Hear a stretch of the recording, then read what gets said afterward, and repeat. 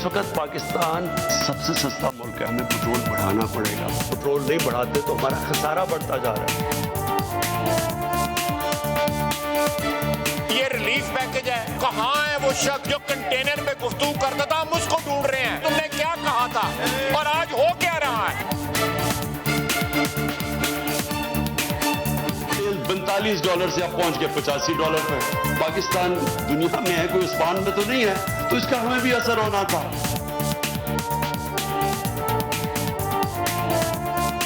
मेरी सिर्फ 2 बड़े खानदानों से एक रिक्वेस्ट है, आधा भी आप पैसा पाकिस्तान ले आए, सारे खाने पीने की चीजों की कीमतें मैं आधी कर दूं। नियाजी साहब, अब नोटिस लेना छोड़ दो, क्योंकि नोटिस जब तुम लेते हो तो कीमतें और बढ़ती हैं। बिस्मिल्लाहिर्रहमानिर्रहीम, अस्सलाम वालेकुम। प्रोग्राम न्यूज़ बीट के साथ मैं हूं आपका मेज़बान सैयद फवाद ज़ैदी। मुस्तकिल मेज़बान पारस जहांज़ेब छुट्टियों पर हैं, इसलिए शो की मेज़बानी मेरे ज़िम्मे है।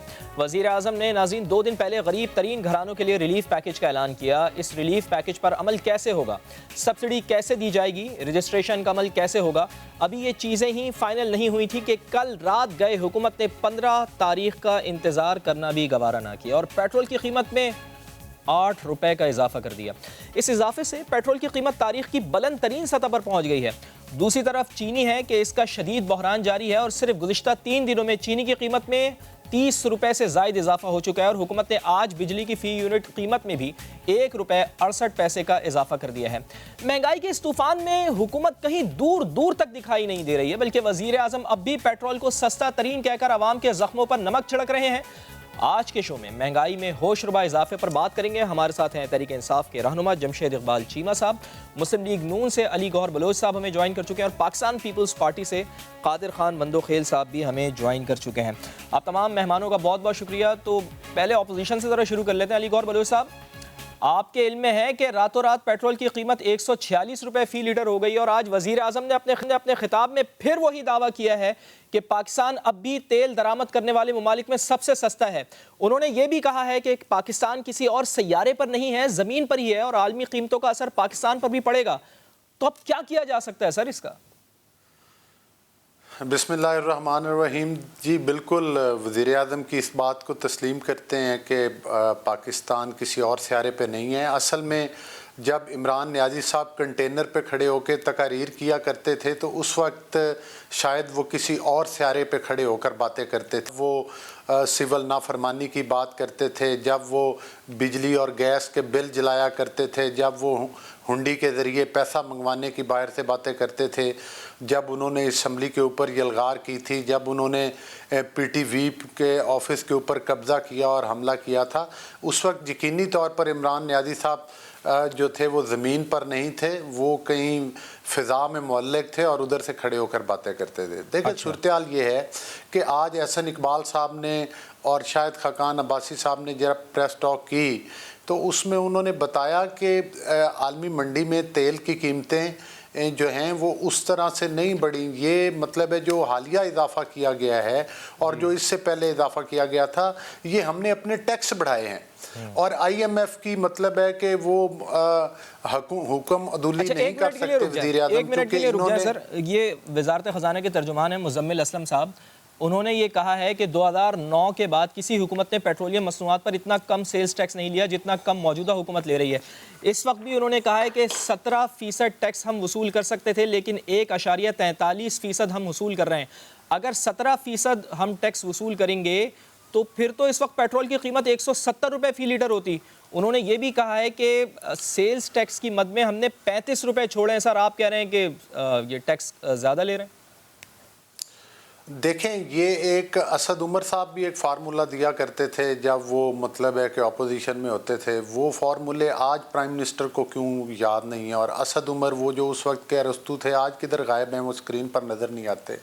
बात करने का मकसद ये है कि महंगाई में आप किस चीज़ को, एक पेट्रोल को तो नहीं है, यहाँ पर अद्वियात के रेट बढ़ गए। यहाँ पर आपको पता है कि चीनी जो कि गन्ना आपके मुल्क में अंदर पैदा होता है उसके रेट जो हैं वो रोज़ बढ़ रहे हैं। चीनी 150 रुपए के करीब चली गई है और आप देख लें कि ये 45 रुपए से शुरू हुई थी, 100 रुपया पर केजी तकरीबन चीनी का रेट बढ़ चुका है। गंदम आपके मुल्क में पैदा होती है लेकिन उसको भी जो वज़ीर आज़म के दाएं बाएं माफियात बैठे हुए हैं, वो मतलब है कि जब तक उनकी करप्शन बंद नहीं होगी, जब तक उनके हाथ नहीं रोके जाएंगे, जब तक इमरान खान की जेबें भरनी बंद नहीं होंगी, तब तक हम इन हालात पर पाकिस्तान काबू नहीं पा सकता। यकीन करें कि ये हुकूमत अगर किसी आंखों से अंधे आदमी के हाथ में भी पकड़ा दी जाती थी तो आज पाकिस्तान के इस कदर बुरे हालात मुआशी तौर पर ना होते। सियासी इंतशार तो है ही कर रहे हैं, वो कहते हैं कि कोरोना है, पूरी दुनिया में इस वक्त मईशत बैठी हुई है, सब जगह पे जो फूड आइटम्स हैं उनकी कीमतों में इजाफा हो रहा है, महंगाई बढ़ रही है, तो मैं क्या करूं? और 5 साल बाद मुझसे हिसाब लेना, मैं 1 साल 2 साल 3 साल के नहीं आया। बाकी मुल्कों की आप बात कंपैरिजन ना करें। बाकी मुल्कों में जो बेल आउट पैकेज मिले हैं और जिस तरह से लोगों के घरों में बैठे हुए, चाहे वो बिजनेस कम्युनिटी का आदमी था, चाहे वो कोई सरकारी मुलाजिम था, चाहे को वो प्राइवेट सेक्टर में जॉब करता था, उनके अकाउंट्स में डॉलर्स, हज़ारों के हिसाब से डॉलर्स भेजे गए। और ये एक वो एहसास फंड है जिसके भी पैसे वो खुद खा जाते हैं। और मतलब है कि जो कल इन्होंने एक पैकेज 120 अरब का नाम लिया है और 120 अरब का पैकेज अनाउंस किया, साथ ही चीनी के रेट बढ़ गए, साथ ही घी के रेट बढ़ गए, साथ ही पेट्रोल के रेट बढ़ गए, वो पैकेज भी हवा में उड़ गया और उसकी भी अभी तक हकीकत का कोई पता नहीं कि कब शुरू होना है। कीमतें तो आपने रातों रात बढ़ा दी। ये आपने अवाम को रिलीफ पैकेज दिया या अवाम के ऊपर महंगाई का मजीद को बम गिराया है? चले जी, आप कह रहे हैं कि अवाम के ऊपर महंगाई का मेरी गुजारिश दिया गया है, अवाम को रिलीफ क्या दिया गया है? 120 अरब रुपए के पैकेज के बाद एकदम से पेट्रोल की कीमतें बढ़ा दी गई। जब तक पॉइंट ऑफ व्यू आ गया नहीं, जब तक इस हुकूमत की करप्शन नहीं रोकी जाएगी, जब तक इस हुकूमत की नालायकी और करप्शन नहीं रोकी जाएगी, जब तक इस हुकूमत का एहतसाब नहीं किया जाएगा, जब तक इस हुकूमत की अकाउंटेबिलिटी नहीं की जाएगी और जब तक पाकिस्तान के जो खजाने उनके ऊपर डाके ये इनके वज़रा और इनकी ATM मशीनें डालती रहेंगी तो पाकिस्तान के लोगों को रिलीफ नहीं मिलेगा। मेरा एक चीज़ और भी कही है, मैं अगले सेगमेंट में आपकी तरफ आऊँगा। वो ये कह रहे हैं इमरान खान साहब के जो 2 खानदानों ने दौलत लूटी है, अगर उसका आधा भी वापस ले आए तो ये कीमतें मैं आधी कर दूंगा। मैं इसके ऊपर दोबारा से आऊंगा सेपरेटली। अली गौर बलूच साहब आपकी तरफ। कादिर खान मंदोखेल साहब, वज़ीर आज़म हर मरतबा पेट्रोल जब भी बढ़ाते हैं, कीमत आज 7 से 8 रुपये उन्होंने बढ़ा दी है, उसके बाद एक ही बात करते हैं कि ये आलमी कीमत की वजह से है। वो ये भी कहते हैं कि मौसम सरमा में आलमी कीमतें कम हो जाएंगी, लेकिन सर्दियों में गैस के बहरान का इम्कान भी पैदा हो गया है। अब क्या पेट्रोल और बिजली सस्ता होने के लिए कौम मौसम सरमा का इंतजार करे या गैस बहरान से बचने के लिए गर्मियों की दुआ करे? फवाद ज़ीदी साहब, पहले ये बताया है, जब ये कोरोना शुरू में आया था, आलमी मार्केट में पेट्रोल जो है ना वो 0 पे आ गया, बल्कि माइनस पे आ गया। स्टोरेज के पैसे भी जेब से दे रहे थे कंपनियां इसको ऑयल स्टोर करने का। उस वक्त जब इनकी अरस्तु से पूछा गया तो उन्होंने कहा भाई चूंकि हम पैसे पहले दे चुके हैं, उसके बाद क्या हो, उसके बाद क्या, छोड़े ओड़े लंबी बातें। उसके बाद ये आलमी की बात कर रहे हैं। हमारा दुश्मन मुल्क भारत ने परसों 5 रुपए और कम कर दिए, यानी 110 था तो 105 पे आए। ये मौसूफ यहाँ पे खड़े होकर कोर्ट के सामने बड़ी डिटाई से बेसी से झूठ बोल रहा है कि इंडिया में 250 रुपए। ओ भाई, आप अपने पैसों से क्यों गिन रहे हो अल्लाह के बंदे? बरतानिया में अगर कोल्ड ड्रिंक 1 पाउंड का है तो पाकिस्तान का 235 रुपए आप कैसे गिनेंगे ना? वहां का 1 पाउंड ही गिना जाएगा। लेकिन उसके बाद इनकी एक बात को मैं कहूँ, 120 अरब का उसने पैकेज का ऐलान किया है। कब है? चीमा साहब फूड का वजीर रह चुका है, आज 4था दिन है, मुख्तलिफ इनकी तर्जमान आते हैं। कब से होगा, कौन से तारीख के होगा, क्राइटेरिया क्या होगा, किस दुकानदार के पास जाएंगे? 7 लाख दुकानदार, वो PTI के वर्कर होंगे। PTI के वर्कर आएंगे और वो दुकानदार के एक लूट मार का नया सिलसिला शुरू होगा। उसको भी छोड़िए, साथ साथ जैसे प्रेस कॉन्फ्रेंस इमरान नियाजी साहब का खत्म होता है तो यूटिलिटी स्टोर जो सरकारी स्टोर है वो 55-60 रुपए जो है वो रेट बढ़ा देते हैं। बाद में जब मीडिया ने शोर मचाया तो वापस लेने पड़े, उसको भी छोड़िए। आज पेशावर में चीनी 65 रुपए किलो, आज की तारीख का। वो खुदा का खौफ कर लो, आप कौन से मुल्क में रहते हो? 165 रुपए का, कराची में 150 रुपए का। और ये चीमा साहब जो फरमाते थे कि चीनी जो है ना, ओ भाई आपको जो आखिरी आपको अदाद शुमार मिला था नवाज शरीफ साहब के दौर में 50-55 रुपए। आप तो दूध के दुले हुए रियासत मदीना के ठेकेदार बन के, झूठे ठेकेदार बन के आप हमारे इस मुल्क में मुसलत हो गए। आपने तो कहा हम नया पाकिस्तान 3 महीने बना देंगे, यानी चीनी तो आपको 25 रुपए में देना चाहिए। 25 को छोड़िए, 55 को छोड़िए, आपने 165 रुपए पहुंचा दिए।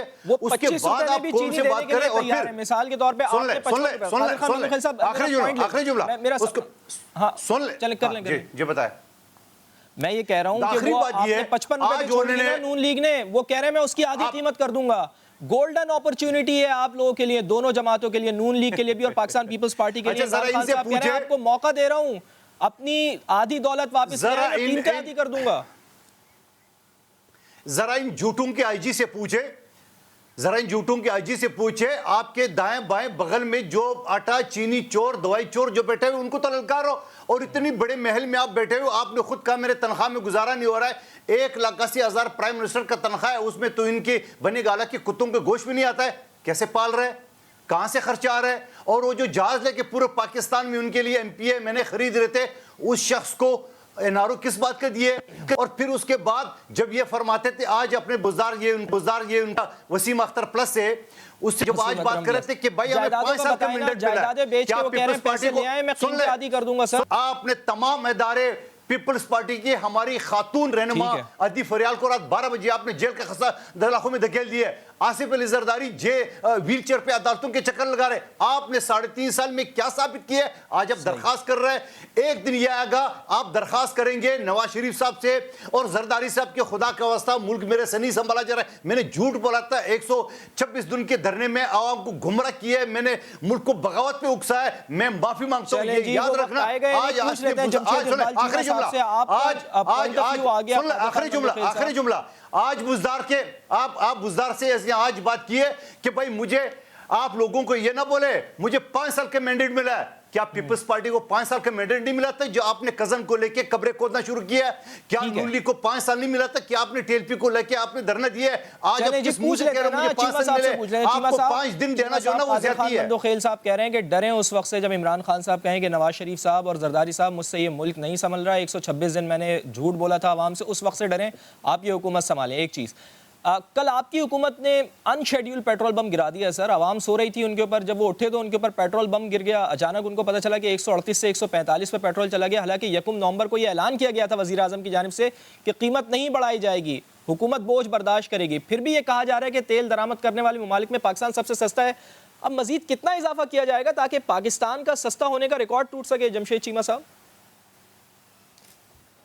अच्छा, इसमें मेरी ना सच्ची बात है, रोज़ प्रोग्राम करने होते हैं, मेरी एक रिक्वेस्ट है मंदोखेल साहब से कि देखें आपने कोई आप बात करें जिससे समझ लगे कि फ़लाँ झूठ बोल रहा है।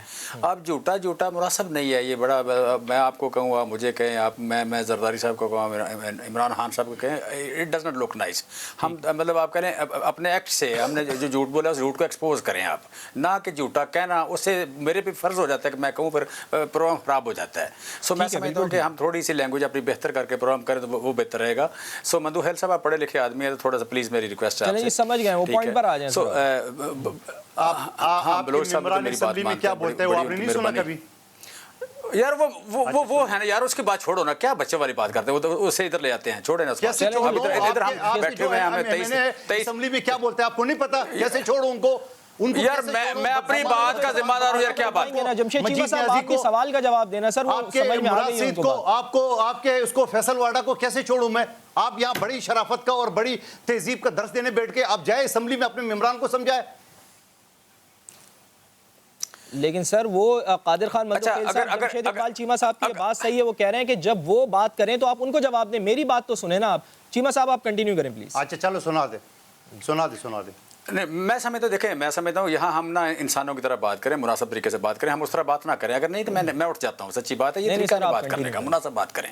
आपने देखें आपके सामने खड़ा हुआ अगर आपको गाली दे, आप उसे सर मैं दूंगा, लेकिन इस तरह ना करें प्लीज़, बड़ी मेहरबानी। हम रोज़ हम प्रोग्राम करते हैं तो हर रोज़ ये तरीका ठीक नहीं है। अच्छा, मैं बात कर रहा था इसमें, देखें ये जो मंदोखेल साहब एक बात कर रहे थे, उन्होंने कहा कि इमरान खान हाथ जोड़ के मिन्नत करके कहेगा कि जरदारी साहब, नवाज शरीफ साहब आएँ, आप मुल्क चलाएँ। सर वो बात की बात तो नहीं है। मैं तो आज ही हाथ जोड़ता हूँ आपसे, आज ही मैं हाथ जोड़ता हूँ। मैं जरदारी साहब को कहता हूँ कि सर आपके पास सिंध है, इस सिंध में कुछ चीज़ें ऐसी हैं कि जिनकी कीमत को कंट्रोल करना मरकज़ की ज़िम्मेदारी है। वो है पेट्रोल है, गैस है, कोई और चीज़ें हैं, और कुछ चीज़ें ऐसी हैं जिसकी कीमत को सूबे ने कंट्रोल करना है। उसमें दूध है, आटा है, चीनी है, सब्ज़ी है, फल है, बाकी सारी चीज़ें, दालें हैं, ये सारी सूबे ने कंट्रोल करनी है। और फिर आप कह लें कि आपके पास तालीम है, सेहत है, रेवेन्यू है, बाकी जंगलात है, ज़राअत है, फूड है, सारा कुछ आपके पास है। अगर तो आज आप पंजाब से या केपी से या बलूचिस्तान से बेहतर चला रहे हैं, तो मैं आज ही आपकी मेहनत करता हूँ कि यार अगर बेहतर नहीं भी चला रहे तो उनके बराबर ही चला दें। अगर आज भी कराची में आपके लिए क्राइम कम हो, वहाँ कब्जे ग्रुप कम हो, वहाँ पर सफाई होती हो, वहाँ के नालों में पानी निकल जाता हो, बारिश का पानी निकल जाता हो, तो मैं तो आज भी मेहनत करने को तैयार हूँ। अगर आपका हाल बुरा है तो फिर यहाँ आके चीखने से, इस तरह बातें करने से बनता नहीं है। आपके पास एक सूबा है, आप अपोजिशन नहीं है, आप हुकूमत हैं। प्लीज़ इस बात को याद रखें कि हुकूमत वाले काम करें। दूसरी बात यह है कि नवाज शरीफ साहब, तो मैं आज भी तरला करता हूँ, देखें वो 3 बार इस मुल्क के वज़ीर आज़म रह गए। 3 बार जो बंदा वज़ीर आज़म रहा है उसका हक है कि आज उसके अवाम प्रॉब्लम में हैं, वो आके यहाँ खड़ा हो, उनके साथ खड़ा हो। आप जिस बंदे ने वज़ीर आज़म बना है उसको लोगों ने प्यार किया है, वो आपको उसको 4 दिन जेल जाना पड़े, क्योंकि अदालत को फेस करना पड़े, उनकी अपनी बनाई हुई अदालतें, अपने लगाए हुए जज हैं, तो वो आएँ। शहबाज शरीफ साहब का बेटा यहाँ से भागा हुआ है, वो आप कह लें कि उनके दादा की यहाँ फैक्ट्रियाँ हैं, उनकी अपनी फैक्ट्रियाँ हैं, वारिस के साहब की फैक्ट्रियाँ हैं, बड़ा ख़ानदान है, कारोबारी एम्पायर थी, वो चलाते हमजा क्या नाम है, सलमान शहबाज चलाते थे। उन्हें यहाँ आना चाहिए, वहाँ टैक्सी में खजल होते फिरते हैं, वहाँ आप कह लें सड़कों पर खजल होते फिरते हैं, यहाँ के काम करें। हम तो सच्ची बात है आज ही आपका मेहनत करते हैं कि आप आएँ इस मुल्क में, इस मुल्क को आपकी ज़रूरत है अगर वाकई प्रॉब्लम है। दूसरी बात यह है कि देखें इस वक्त पेट्रोल की कीमत का क्या उससे मवाद, पेट्रोल की कीमतें क्या कम हो जाएंगी अगर वो आगे? नहीं वही देखें, नहीं अगर वो देखें बड़े लीडर हैं तो वो आके आवाज़ उठाएंगे तो ज़्यादा असर होगा। उठानी चाहिए आवाज़, ये मैंडेट है उनका, अपोजिशन का ये मैंडेट है कि वो रैंक ड्राइंग पे आके सवाल उठाएं, लिहाजा उन्हें सवाल उठाना चाहिए। दूसरी बात इसमें यह है शरीफ तो आवाज़ उठा रहे हैं ना सर, वो कह रहे हैं कि मौजूदा हुकूमत मर्ज बढ़ता गया, जूं दवा की अमली तस्वीर बन चुकी है। उनके भाई नवाज शरीफ, शहबाज शरीफ, इसमें मैं कहता हूँ इसमें अच्छा सैयद फवाद, इसमें देखें इसमें चूँकि ये 2 लोग हैं तो मैं एक हूँ तो मेरे थोड़ा टाइम दे इसमें। देखें शहबाज शरीफ साहब अलहदा वज़ीर आला थे, शहबाज शरीफ साहब अलहदा वज़ीर आला थे, और हमजा साहब लीडर ऑफ द अपोजिशन थे, ठीक है। ऊपर मियाँ साहब वज़ीर आज़म थे। ये 2 सीटें हैं, दोनों का रोल है, अपना अपना रोल प्ले करें, यहाँ से भागने का मतलब कोई नहीं है। सो यहाँ पर जब आपके अवाम प्रॉब्लम में है, बकौल आपकी हुकूमत बड़े जुल्म कर रही है, तो आपको यहाँ आना चाहिए, यहाँ आके काम करना चाहिए। ये कोई तरीका नहीं है कि यहाँ से भाग जाएँ और वहाँ बाहर बैठ के अल्ताफ़ हुसैन का रोल प्ले करें, वहाँ बैठ के तो आप मतलब एक बेपरखी उड़ा रहे हों। यहाँ पे जो आप कह लें कि बिल्कुल मुत्तफ़िक़ हूं कि उनको यहाँ पर आना चाहिए, केसेस का सामना करना चाहिए, लेकिन क्या पाकिस्तान में जो महंगाई है वो क्या उनके वहाँ जाने से है? क्योंकि गुज़िश्ता चंद दिनों में आप ये भी तो देखें ना कि खाम तेल की आलमी कीमतों में तकरीबन $3 फ़ी बैरल कमी हुई है, अब वो $80 फ़ी बैरल पर आ गए हैं, और 3 दिन में सर 40 रुपए चीनी की कीमत आपने बढ़ा दी है। आप भारत की मिसाल देते हैं, कल वहाँ पर भी 5 रुपए फ़ी लीटर पेट्रोल कम हुआ है, 10 रुपए डीजल भी कम हुआ है। इसको पाकिस्तानी रुपए के मुताबिक आधा भी कर लिया जाए ना सर, तो 2.5 रुपए फ़ी लीटर कम हुआ है, और यहाँ आपने 8 रुपए बढ़ा दिए सर। अच्छा फ़वाद के साथ सर, फ़वाद इसमें एक चीज़ बड़ी इंपॉर्टेंट है, थोड़ी सी सुने ज़रा, तो बड़ी ही इंपॉर्टेंट है। और मैं समझता हूँ देखें आज पाकिस्तान में आपके खेतों में इस वक्त 100 मिलियन टन गन्ना खड़ा है, उससे 9 मिलियन टन चीनी बनती है। गन्ने का बीज लगा के 9 मिलियन टन चीनी बनती है। इस मुल्क की ज़रूरत है 6 मिलियन टन चीनी। हम 25 किलो फ़ी का चीनी खाते हैं, 23 करोड़ लोग हैं, ये 6 मिलियन टन हमारी ज़रूरत है। इस वक्त खेतों में 9 मिलियन टन चीनी खड़ी है। इस मुल्क के 80 शुगर मिलर आवाम के और आप कह लें कि गन्ने के दरमियान खड़े हो गए हैं कि हम ये चीनी आवाम तक नहीं पहुँचने देंगे। पाकिस्तान का कानून है कि यहाँ पे 1 नवंबर को मिलें चलेंगी। 1 नवंबर को मिलों ने चलना था, नहीं चलाई, जिससे और फिर उनको अदालत ने स्टे दे दिया। मैं समझता हूँ कि आज की सबसे जब चीनी उनके दरमियान में एक हुकूमत भी है, अगर ये माफिया है तो इस माफिया को हटाने के लिए तो आप आए थे, मैंडेट लिया था आपने सर।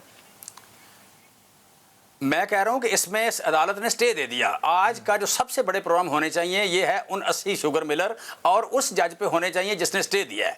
और अगर जज साहब को नहीं पता था पहले उनके इसके इम्प्लीकेशंस क्या होंगे, 23 करोड़ लोग कितने भुगतेंगे, तो आज उनको पता चल गया कि 23 करोड़ लोगों को अगर चीनी 140 रुपए होगी तो इसके जिम्मेदार वो जज साहब हैं जिन्होंने शुगर मिलर को स्टे दिया है। सुबह तक खुद उठ के उन्होंने कहा कि पंजाब हुकूमत की वजह से चीनी महंगी हुई है, हमारी वजह से महंगी नहीं हुई। भाई मैं कह रहा हूँ खेतों में आपके 9 मिलियन टन चीनी खड़ी है, उसको क्रश करके देना है, ये शुगर मिलर ने देना है। वो पाबंद थे इसके चलाने के, जिन्होंने स्टे दिया है वो स्टे वापस लें। सुबह उठ के पहला काम ये करें। जजेस का काम अदालत का काम अवाम के साथ खड़े होना है, वो किसी माफिया के साथ या किसी कार्टल के साथ खड़े होना नहीं है। लिहाजा मेरी जजेस से रिक्वेस्ट है कि अगर आपको पहले नहीं पता था इसके इम्प्लीकेशन क्या है, इसके कितने भयानक नताइज होंगे, तो आज आपको पता चल गया। लिहाजा खुदारा आप अवाम के साथ खड़े हो। अदालत का काम ही अवाम को इंसाफ फराहम करना है ताकतवरों को, तगड़ों को, पैसे वालों को इंसाफ फराहम करना नहीं है। उनको भी इंसाफ फराहम करें, ना कि उनकी बड्डी बन जाए। और दूसरी बात ये कि आप प्रोग्राम करें। और तीसरी बात सर, गवर्नमेंट की जिम्मेदारी होती है चेक एंड बैलेंस। और तीसरी ब्रेक लेनी है सर, मैं ब्रेक के बाद दोबारा आता हूं। और जो नुक्ता उठाया है जमशेद इकबाल चीमा साहब ने, वो अपोजिशन के सामने सवाल रखेंगे कि क्यों नहीं आते मियां नवाज शरीफ वापस यहाँ पर महंगाई की चक्की में पिसे हुए अवाम के लिए आवाज़ उठाएं, क्योंकि वो तो ये कह रहे हैं कि एक तवाना आवाज़ है। एक ब्रेक के बाद अली गौर बलोच साहब से पूछते हैं।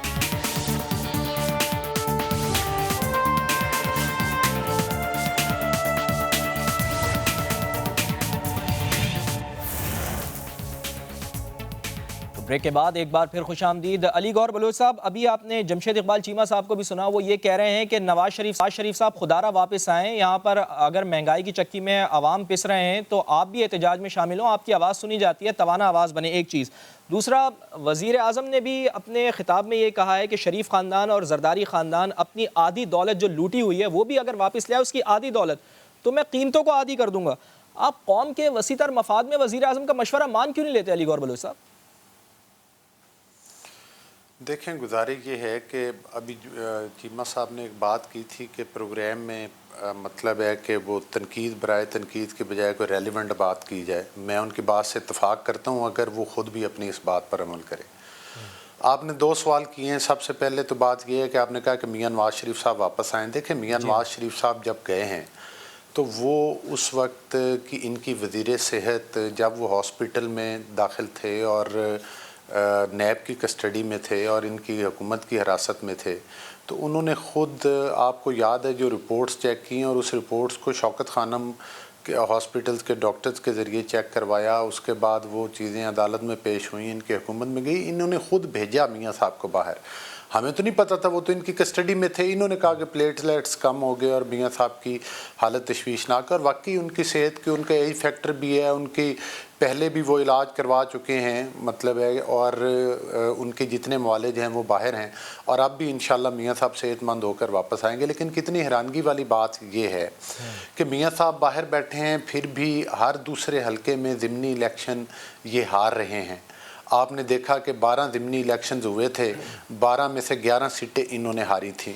मतलब है कि और एक के बाद दूसरी, हत्ता कि केपी के इनका सूबा गिना जाता है जहाँ पर इनका ये क्लेम करते हैं बड़ा वोट बैंक है। परवेज़ खटक साहब के हलके से भी ये हारे।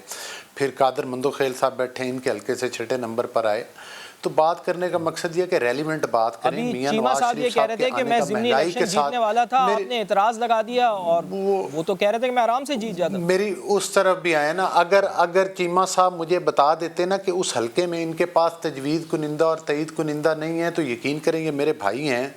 इलेक्शन अपनी जगह, सपोर्ट तो मैंने मुस्लिम लीग नून की ज़ाहिर करनी, वो मेरी पार्टी है, लेकिन इनको मैं तजवीज़ कुनिंदा और तईद कुनिंदा इनके लिए भी और अपनी भाभी के लिए भी बना देता। उनके पेपर भी इन्होंने रिजेक्ट करवा दिए, अपने भी करवा दिए। ये कोई, मैं समझता हूँ कि ये इनकी बात कोई मानने के लिए तैयार नहीं है कि जिस सियासतदान को ये भी नहीं पता कि उसका तजवीज़ कुनिंदा और तईद कुनिंदा उस हल्के का कानूनी तौर पर ना भी हो तो अखलाकी तौर पर कम अज़ कम जिस हल्के से बंदा इलेक्शन कॉन्टेस्ट कर रहा है वहाँ से तजवीज़ कुनिंदा और तईद कुनिंदा लेना चाहिए।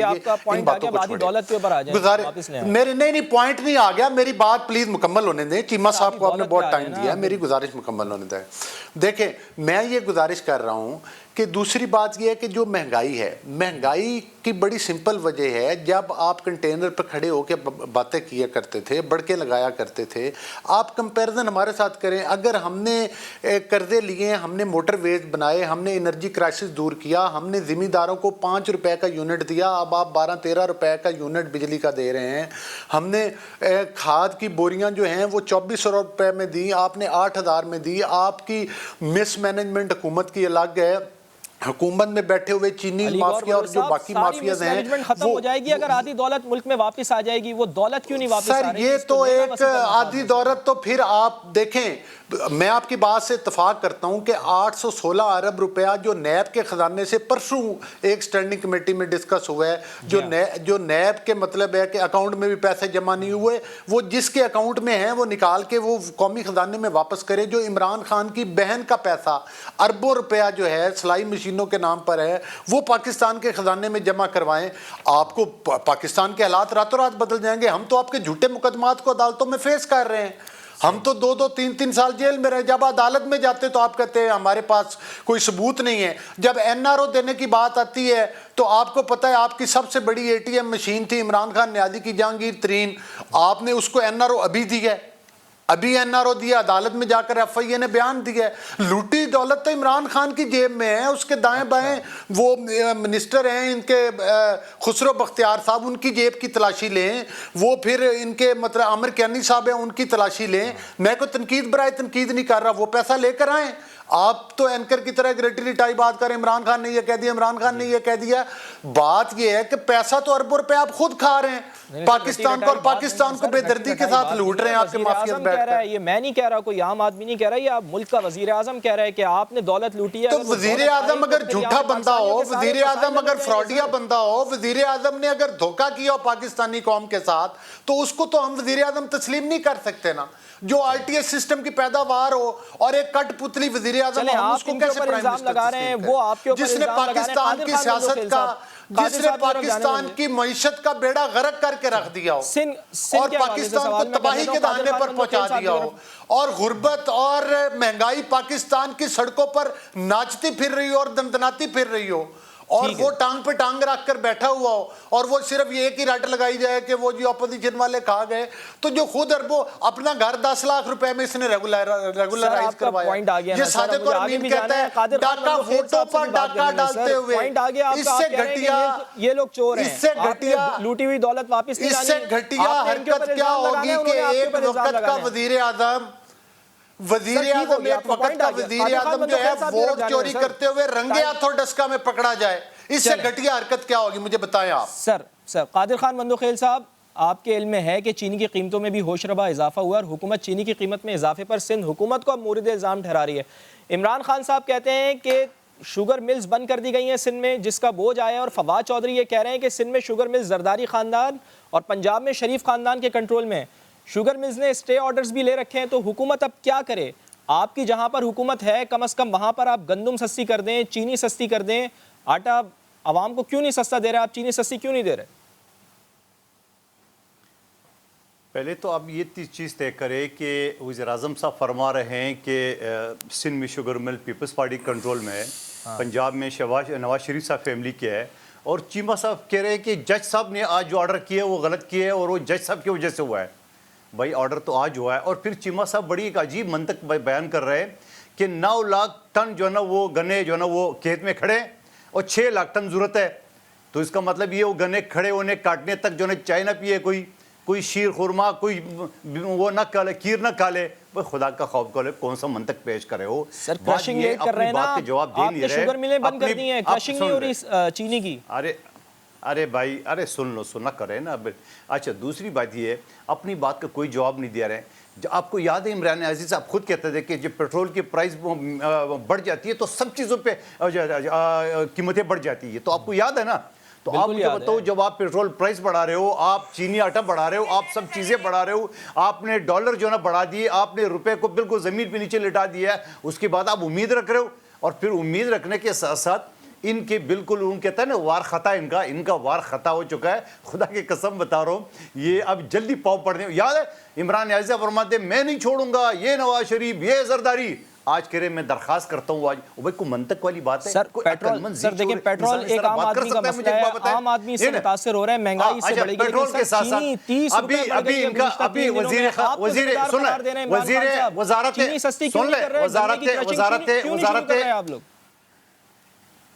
वजारत खजाना के जो तर्जुमान है मुजम्मिल साहब, कल उसने टीवी चैनल में कहा ये 75 रुपए 175 तक चीनी जाने वाली है, हमने कंट्रोल कर दिया है। तो जरा तैयार रहो, ये 144 रुपए जो आप वज़ीर-ए-आज़म साहब ने ऐलान किए बड़े फख्र से और बड़ी ढटाई से। मुझे हैरत है कि एक बंदा प्राइम मिनिस्टर कुर्सी पर बैठा हुआ है, वो कौम से खिताब में कौम को डरा रहा है। पहले कहता था घबराना मत, आप कहते हैं भाई ये करना पड़ेगा। और भाई करना पड़ेगा। आप IMF से जो आप लोन लेने वाले थे, आप तो खुदकशी को तरजीह दे रहे थे। क्या सिंध में भी रिपोर्टिंग नहीं हो रही है? मुझे ये बताएं ना कि आप मगर खुदा का खौफ का लो, पाकिस्तान के अवाम पे तरस का लो। आपके यहाँ दूध और शहद की नहरें बह रही हैं यहाँ पे इस सूबे में। सर ये भी बताएं ना, कादिर खान मंदोखेल साहब, क्रशिंग क्यों नहीं शुरू कर रहे हैं? अक्टूबर में क्रशिंग शुरू हो जाती है, मिलें बंद करके आप बैठे हुए। इमरान खान साहब कह रहे हैं कि मैं क्या करूं फिर? अच्छा, आपको पता है, देखिए वो चीज़ बताऊं, आप तो वही एंकर हो ना, आपको तो ज़रात का पता ही नहीं कुछ। क्रशिंग का जो टाइम होता है उस टाइम से एक दिन भी आगे डिले आप नहीं कर सकते हो, वरना फसल खराब हो जाता है। अगर कोई फसल बढ़ जाता है गंदम का, एक दिन भी आप डिले नहीं कर सकते। क्या हमने क्रशिंग मशीन जो है ताले लगाए? मेरे ऊपर आ रहे हैं कैसी सर, बातें करो आप? मेरी बात नंबर एक बात सर, मुल्क सुन का ले, प्राइम सुन मिनिस्टर ले, कह रहे अरे हैं सुन सर, ले मैं नहीं कह रहा ये, आप मेरे ऊपर क्यों आ रहे हैं यार? सर? आप मेरी मुल्क बात के सुनो, प्राइम मुल्क मिनिस्टर के की प्राइम बात मिनिस्टर करें। के बारे में मैं कुछ कहूंगा फिर चीमा साहब नाराज हो जाएंगे। वो क्या यार प्राइम मिनिस्टर है यार, उसको प्राइम मिनिस्टर कहते हो? उसको तो घर से पता चलता है भाई वज़ीर-ए-आज़म सर आप डिनाई करते हैं, आपने मेरे बंद किया नहीं की, आप बता देना। छोड़ो ना मेरी बात सुन, आप इसके ऊपर रिप्लाई करें ना। अब अगली बात सुन ले, अब अगली बात सुन ले, अब अगली बात सुने। ये जो चीमा साहब सारी बातें गिनवा रहे थे, क्या पुख्तनख्वा पंजाब बलूचिस्तान में दूध के नहरें सूबाई हुकूमतें भाई? आज 165 रुपए चीनी पिशावर में है। मैं कराची के शक्कर की बात नहीं कर रहा हूं, तो ये जरा कंट्रोल करे गए। वहां क्या है, वहां किसकी शुगर मिले है? क्या वो परेश खटक साहब की है, किसकी है? ये ऐसी बातें ये कर रहे हैं, इनका कोई न सर न पैर। और खुद ये मौसूफ सिंध में भी 150 रुपए बिक रही है, कराची में 150 रुपए बिक रही है, यहाँ पे तो कम होनी चाहिए ना कादिर खान बंदोखेल साहब? ओ भाई मेरी बात सुनो, जब आप आगे से चीनी दे नहीं रहे हो, चीनी आपने पहले एक्सपोर्ट कर दिए, आटा एक्सपोर्ट कर दिए, उस जो स्टॉक था आपने बेड़ा गर्क करके पूरा अफगानिस्तान भेज दिए। अब आप रो रहे हो, अब आप कह रहे स्टेट। अभी आप चीमा साहब की बात करके जज साहब ने किया है, ये तोइन अदालत का नोटिस इसको मिलने वाला है। आज इस जो इल्जाम लगा है, ये जो कागज रिजेक्ट हो गए, अभी डबल रिजेक्ट हो गए, देख लेना। उन्होंने तो सिर्फ अपील की है कि इसके ऑर्डर वापस होना चाहिए। चलो चीमा साहब की तरफ जाए। पहले भी चीमा साहब, वजीर आजम का ये दावा है कि जो रिलीफ पैकेज 120 अरब रुपए का दिया गया है, उसमें 13 करोड़ अफराद को फ़ायदा होगा। 2.5 करोड़ उन्होंने कहा कि ख़ानदान इससे फ़ायदा उठाएंगे। 120 अरब रुपए को अगर 13 करोड़ में तकसीम करें तो फीकस 950 रुपए बनते हैं सर। 31,500 रुपए मिसाल के तौर पर अगर किसी की आमदनी है तो उसकी 32,500 रुपए आमदनी हो जाएगी। क्या वाकई 950 रुपए से जिस कदर महंगाई है ये सिर्फ 6 महीने तक के लिए, तो क्या उससे वाकई फ़ायदा होगा? किसी को 950 रुपए से फ़ायदा हो सकता है? रिलीफ मिल सकता है उसे?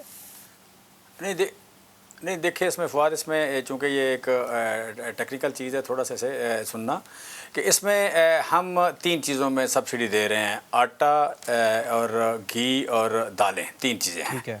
और 3 चीज़ों में आटा एक बंदा एक महीने में तकरीबन 9.5 किलो खाता है, दाल तकरीबन 400 ग्राम और चीनी जो है 2 किलो, अपना घी जो है 1.5 किलो, क्योंकि 17 किलो सालाना हम खाते हैं, 1.5 किलो। इसमें जो पिछले साल महंगाई बढ़ी है वो सारे के सारे पैसे कंपनसेट हो जाते हैं पर कैपिटा, लिहाजा पिछले साल की हिसाब से लोगों को वो मिलेगी।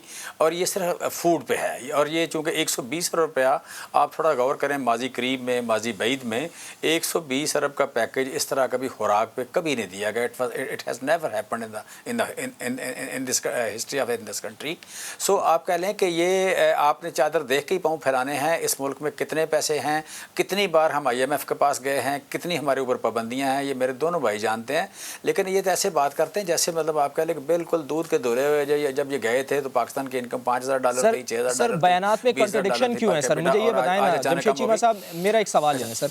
फवाद चौधरी साहब 5 दिन पहले तक ये कहते रहे हैं कि जी सब्सिडी से मुल्क नहीं चलते। वज़ीर आज़म ने आके 120 अरब रुपए की सब्सिडी दी। मुझे बताएं कि ये 120 अरब रुपए बजट में एलोकेट नहीं हुए हैं, कहाँ से ये 120 अरब रुपए आप लेकर आएंगे? IMF की आपके ऊपर तलवार है, ये जो पेट्रोल बढ़ाया है क्या वहाँ से ये पैसे लेंगे?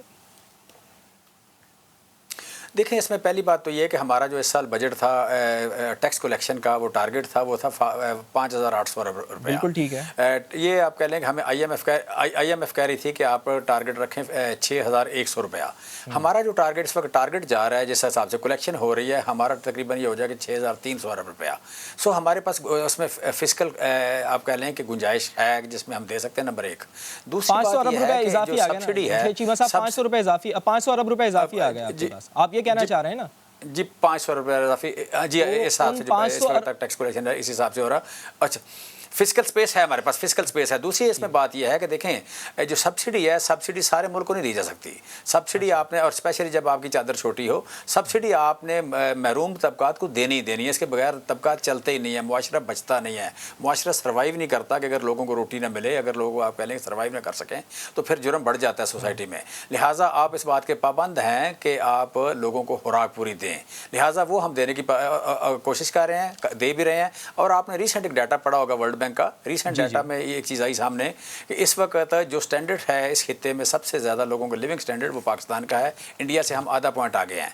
अगर पिछले 10 साल देखें, 8 साल देखें, 5 साल देखें, इंडिया में GDP ग्रोथ हमसे ज़्यादा हुई है, लेकिन हमारे यहाँ स्टैंडर्ड क्यों बेहतर हुआ है? वहाँ पे पैसे गए हैं टाटा और बिरला की तरफ, यहाँ पे पैसे किसी आप कह लें बड़े ख़ानदानों की तरफ पिछले 3 साल से नहीं जा रहे, ज़्यादा पैसे जा रहे हैं आवाम की तरफ। रियासत ने अपने वसाइल का रुख आवाम की तरफ किया है, जिसका फ़ायदा होना शुरू हो गया है, जिससे लोगों के दरमियान एक जो बेसिक नीड्स हैं कम से कम वो पूरा होना शुरू हुई है। चीमा साहब मुझे ये बता दें कि ये मैकेनिज्म क्या होगा, लिहाजा सब्सिडी जो आपकी तरफ से दिया जा रहा है, ये सब्सिडी दी जा रही है, इसका मैकेनिज्म क्या होगा? क्या ये बेहतर नहीं होता जिस तरह से एहसास प्रोग्राम में आपने लोगों के वो बैंक के जरिए पैसे ट्रांसफ़र किए उसी तरीके से कर देते? किराना स्टोर पर जाना ये एक बड़ा लेंदी प्रोसेस नहीं होगा? नहीं, इसमें देखें एक तो आपका जो भी है आपका एहसास प्रोग्राम है या सहूलत बाज़ार है, इसके अलावा 1.5 लाख दुकान होगी, किराना स्टोर होगा 1.5 लाख। 1.5 लाख किराना स्टोर का मतलब है कि हर गली के नुक्कड़ पे एक स्टोर ज़रूर ऐसा आ जाएगा, या हर बाज़ार में 1-2 स्टोर ऐसे होंगे कि जिनके पास जो भी वो मशीन रख लेगा, जो बंदा भी वो मशीन रख लेगा, जैसे जो पीछे लिंक हो जिसमें आप कार्ड डालें तो उसकी सब्सिडी आ जाए कि इस बंदे के घर की या इस घराने की इतनी सब्सिडी है, उतनी की वो शॉपिंग कर सके। लिहाजा जो भी वो मशीन लेगा वो 4-5 हज़ार के 10 हज़ार किराना वाले को पैसे कैसे मिलेंगे? उसी वक्त अगर उसका स्टेट बैंक, अगर उसका नेशनल बैंक में अकाउंट होगा तो उसे उसी वक्त ट्रांसफ़र हो जाएंगे, जितनी वो सब्सिडी देगा उतने उसके अकाउंट में ट्रांसफ़र होते जाएंगे। अगर इस तरह नहीं होगा तो फिर दूसरा आप कह लें कोई चेक के थ्रू उसको पैसे मिल जाएंगे। सर, लाख-1.5 लाख रुपए के जरिए जो अपना कारोबार कर रहे हैं, आप समझते हैं कि जो गाँव देहात में लोगों ने दुकानें खोली हुई हैं उनके बैंक अकाउंट्स होंगे इस तरीके से? आप कैसे समझते हैं कि ये कैसे हो जाएगा? आप थोड़ा ज़्यादा अंडर एस्टिमेट कर रहे हैं। लोगों के बैंक अकाउंट हैं, बैंक अकाउंट लोगों के हैं और मौजूद हैं, और जब भी किसी का कारोबार बढ़ता है, जो बंदा भी ये देना शुरू करेगा उसकी दुकान पे गाहक बढ़ जाएगा। देखिए 40%, तकरीबन 40% लोगों ने लेना है। अब 40% गाहक अगर एक खास दुकान पे जाना शुरू हो तो क्या आपके ख्याल में कि 1.5 लाख रहेगा? हमारे पास सिफारिशें आएंगी कि 3 लाख कर दें, 4 लाख कर दें, और लोगों ने एक छोटी सी मशीन ला कर रख रही है जिस मशीन से ही पेमेंट हो जाए। लिहाजा ये एक बड़ा कारोबार होने जा रहा है। लिहाजा लेकिन ये प्रोग्राम 6 माह के लिए मौजूद होंगी, सब्सिडी आपकी तरफ से दी जा रही है। आप कह रहे हैं कि किराना स्टोर के जरिए ये सब्सिडी दी जाएगी लोगों को। एक ब्रेक लेनी है मुझे, ब्रेक पर हाजिर होता है।